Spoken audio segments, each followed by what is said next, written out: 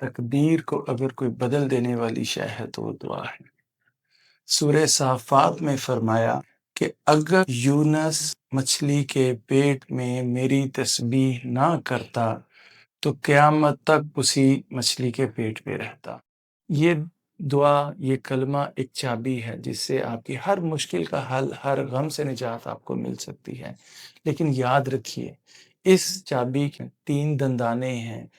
یہ چابی آپ لگائیں گے، لیکن جب تک اس کے اندر وہ کوڈ جو سا ہے وہ آپ نہیں اس میں شامل کریں گے، تالا نہیں کھلے گا۔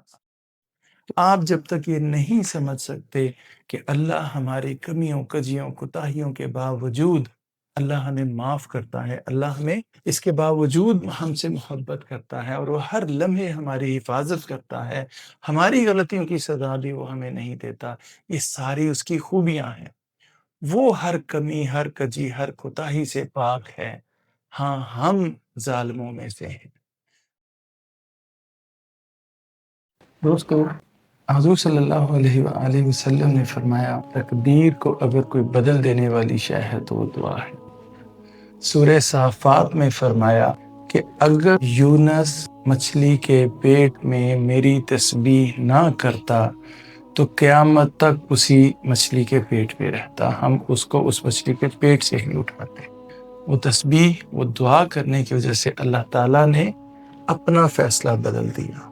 تقدیر بلا شبہ ایسی شے ہے جس نے ہمارے ہاتھ باندھے ہوئے ہیں، لیکن تقدیر کوئی ایسی شے نہیں جس نے خدا کے ہاتھ بھی باندھے۔ لا الہ الا انت سبحانک انی کنت من الظالمین، کہ اللہ تیرے سوا کوئی الہ نہیں، تو پاک ہے، بے شک میں ہی ظلم کرنے والوں میں سے ہوں۔ یہ اتنا بڑا کلمہ ہے کہ اللہ نے اس کے بارے میں خود فرمایا کہ میں نے اس کلمے کی وجہ سے، اس دعا کی وجہ سے یونس کو غم سے نجات دی، میں نے اپنا فیصلہ بدل دیا۔ یہ اتنا بڑا کلمہ ہے کہ حضور صلی اللہ علیہ وسلم نے فرمایا کہ اپنی مشکلوں کا حل اس دعا کے ذریعے سے مانگا کرو۔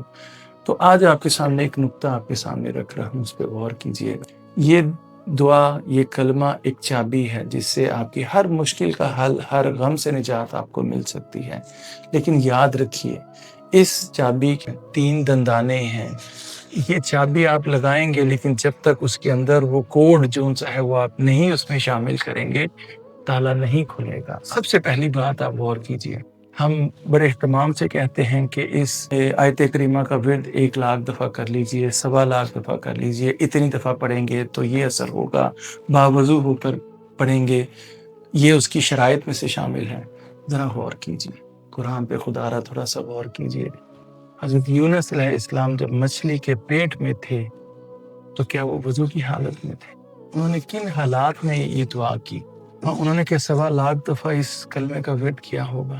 اور دوسری سب سے اہم بات، ان کی زبان عربی تھی، کیا انہوں نے یہی الفاظ ادا کیے، لا الہ الا انت سبحانک انی کنت من الظالمین؟ اور یونس علیہ السلام کی زبان ہم سب کو پتہ ہے عربی نہیں تھی، کوئی عبرانی تھی یا جو بھی تھی ان کی زبان، انہوں نے اپنی زبان میں ہی دعا کی ہوگی۔ تو غور کیجئے، جب تک ہم اس کلمے کی، اس دعا کی روح تک نہیں پہنچیں گے، وہ تالا نہیں کھلے گا۔ تو اس تسبیح کو اس روح کے ساتھ پڑھیے۔ وہ 3 چیزیں کیا ہیں؟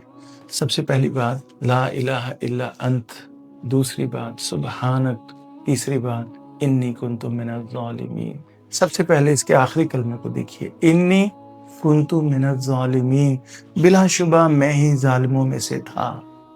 سب سے پہلے اپنی اس غلطی کو سمجھنا، اس کو پوائنٹ آؤٹ کرنا، اور یہ اعتراف کرنا کہ ہاں مجھ سے یہ غلطی ہوئی، اور پھر سبحانک، انہوں نے اللہ کی خوبیوں کا اعتراف کیا۔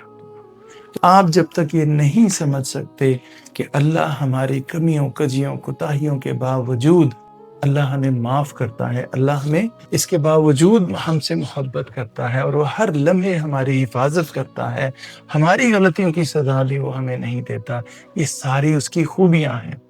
وہ ہر کمی، ہر کجی، ہر کوتاہی سے پاک ہے، ہاں ہم ظالموں میں سے ہیں۔ اور پھر آخری بات لا الہ الا انت، اللہ تو ہی میرا الہ ہے، یعنی اس سب کے باوجود کہ میں نے تجھے ناراض کر دیا ہے، اس سب کے باوجود کہ میں نے اپنے آپ کو اور لوگوں کو نقصان پہنچایا ہے، اس سب کے باوجود کہ میں نے تجھے ناراض کیا ہے، میرا محبوب تو ہی ہے، میرا الہ تو ہی ہے، میرا خدا تو ہی ہے۔ میں تو ایک پٹا ہوا مہرا ہوں، اس وقت تیرے در پر بیٹھا ہوں، تیرے در کے سوا میں نے کہیں نہیں جانا، میں صرف اور صرف تجھ ہی سے آس اور امید لگائے بیٹھا ہوں، لا الہ الا انت۔ اب تیری مرضی ہے، چاہے تو اس در سے مجھے نا امید اٹھا دے، تیری مرضی ہے، چاہے تو میری جھولی بھر دے، چاہے تو مجھے اس غم سے نجات دے دے۔ یہ ہیں وہ 3 کوڈ ورڈز جو اس اتنی بڑی آیت میں اللہ تعالیٰ نے ہمیں بتایا کہ تم اس دعا کے ذریعے سے اپنی دعا مانگو۔ یہ میرے یونس نے ادا کی تھی، یہ یونس نے مجھے ان اندھیروں کے درمیان پکارا تھا۔ تمہارے اندھیرے، کتنے اندھیرے ہیں تمہاری زندگی میں، میرے یونس کو دیکھو۔ اندھیری رات کا اندھیرا، سمندر کی گہرائی کا اندھیرا، مچھلی کے پیٹ کا اندھیرا، تو بھائیو وہ ایک زندہ ہستی ہے۔ وہ چاہتا ہے کہ میرے ساتھ کوئی محبت کرے، وہ چاہتا ہے کہ میری کوئی اس محبت کو محسوس کرے، اس کا اعتراف کرے۔ ہم اپنے آپ کو ہر قاعدے قانون کا پابند بنا لیتے ہیں، استادات کا، ان تسبیحات کا پابند بنا لیتے ہیں، لیکن اس روح کے ساتھ اس سے محبت نہیں کر پاتے جس کا اللہ تعالیٰ نے یہاں پہ نقل کیا کہ میرے یونس نے تو یہ دعا مانگی تھی۔